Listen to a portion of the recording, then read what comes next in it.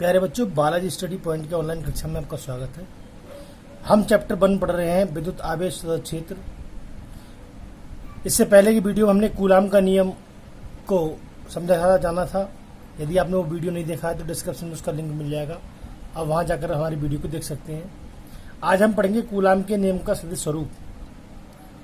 प्यारे बच्चों, इसके लिए आपने पढ़े होंगे 3 एक्स होते हैं हमारे पास, एक्स, वाई और जेड, और 2 आवेश हैं Q1 Q2, ये A और B पॉइंट पर स्थित हैं, और ये हमारा जो होता है वो मूल बिंदु होता है। तो 2 स्थिर बिंदु आवेश Q1 Q2 जो है वो मूल बिंदु से, ये वाला जो आवेश है मूल बिंदु से वो R1 दूरी पर स्थित है, और इसका जो स्थिति वेक्टर है Q2 का वो है R2।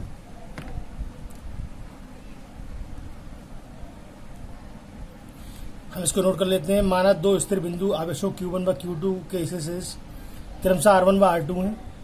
अब आवेश Q1 से, ये वाला Q1 है, Q1 से Q2 की ओर, अगर हम Q1 से Q2 की ओर इसका स्थिति सदिश निकालें तो वो स्थिति सदिश क्या होगा?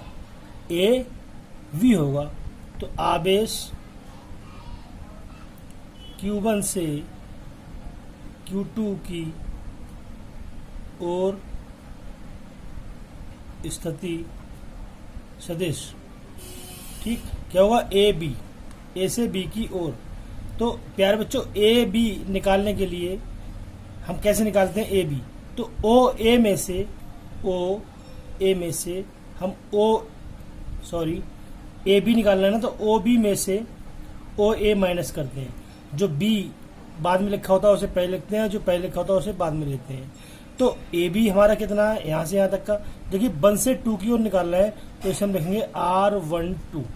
तो ए बी को लिखेंगे R12, और ओ बी कितना है हमारे पास? ओ बी हमारे पास R2, और ए ओ ए कितना है हमारे पास? R1।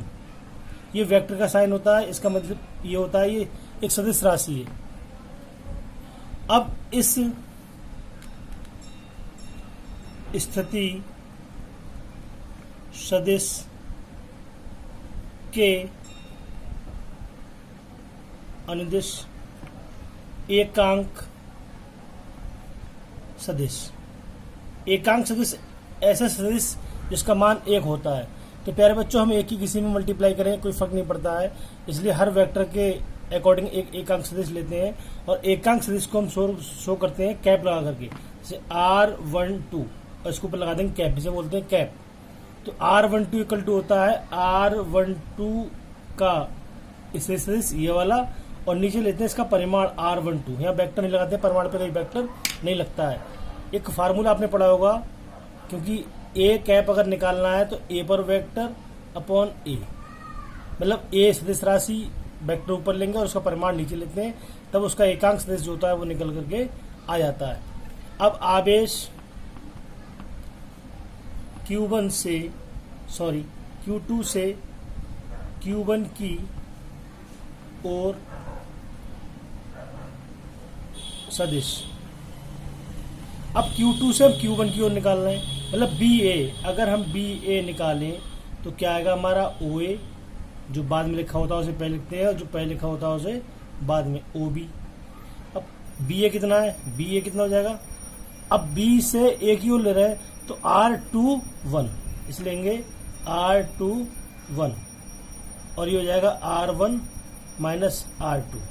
OA कितना है हमारे पास? R1 है, और OB हमारे पास है R2। अगर हम R21 का भी स्थिति एकांक वेक्टर निकालें तो बिल्कुल सेम इसकी तरह क्या आएगा?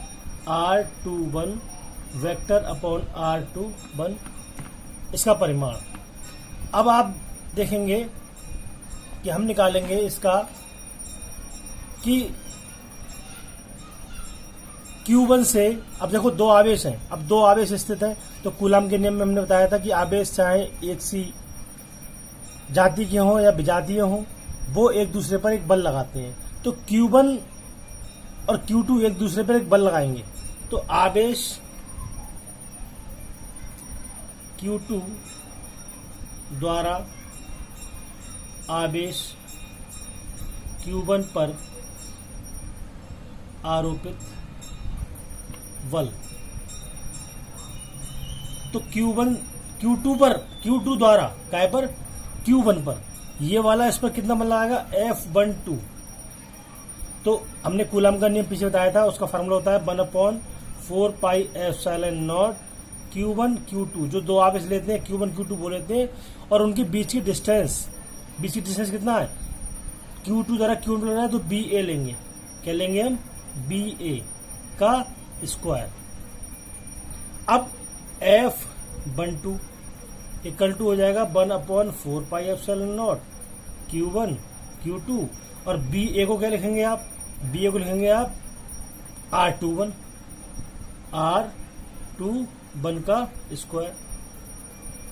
और ये हमने आपको बताया था एक एकांक सदिश हम इसके साथ में लेते हैं, तो R21 लिया है तो हम R21 का यहाँ पर जो एकांक वेक्टर है वो लेते हैं, और एकांक वेक्टर R21 की वैल्यू है R21 वेक्टर अपॉन R21। तो यहाँ पर ये वाली वैल्यू हम पुट कर देंगे, तो ये आ जाएगा 1/4πε0 Q1 Q2 अपॉन R21 का स्क्वायर, और इसकी जगह ये लगाएंगे R21 वेक्टर अपॉन R21। तो ये स्क्वायर है और ये 1 है, ये क्या हो जाएगा हमारा Q हो जाएगा, तो ये हो जाएगा 1/4πε0 Q1 Q2 R21 का स्क्वायर, और ये Q हो जाएगा ये, क्योंकि 2 पावर ये और 1 पावर ये घात 3 हो जाएगी, और R21 का कैप। अब आप जानते हैं कि जो हमारा R21 है, वो कितना है, वो है R1 माइनस R2। देखिए R21 इजिकल टू है 21 R1 माइनस R2। अब हम R21 का यदि हम परिमाण निकालें, परिमाण मतलब नीचे वाला, तो हमें इसको मोड में लिखना पड़ता है R1 और R2, इसको मोड में, मतलब R21 जब वेक्टर राशि में होता है तो उसे ऐसे लिखते हैं, और जब उसका परिमाण निकालते हैं तो हम इसे इस फॉर्म में लिखते हैं। अब ये दोनों वैल्यू हम यहाँ पुट कर देंगे। देखिए तो क्या हो जाएगा, F12 इजिकल टू हो जाएगा 1/4πε0 Q1 Q2, और R21 की पावर 3 है, तो यहाँ पर R21 की जगह क्या लगा देंगे हम R1 minus R2 vector mod power 3, और ऊपर क्या जाएगा यहाँ पर हमारे पास, इसकी जगह कैप की जगह ये आ जाएगा R1 माइनस R2। इस तरीके से हम इसकी वैल्यू को निकाल लेते हैं।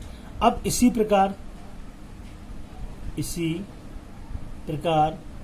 आवेश Q1 द्वारा आवेश Q2 पर आरोपित वैद्युत